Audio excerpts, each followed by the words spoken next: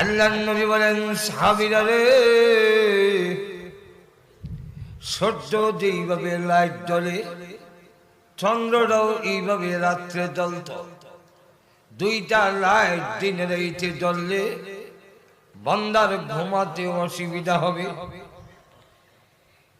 এই কারণে আল্লাহ জিবরাইলকে বললেন, তোমার নূরের পাখা দিয়ে চন্দ্রের মধ্যে 3 বার বাতাস দাও।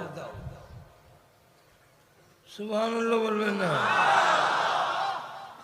3 বার বাতাস দাও। আমরা যেইভাবে কুপির আগুন, মোমবাতির আগুন নিবাই, জিবরাইল 3 বার নূরের পাখা দিয়ে বাতাস দিলেন।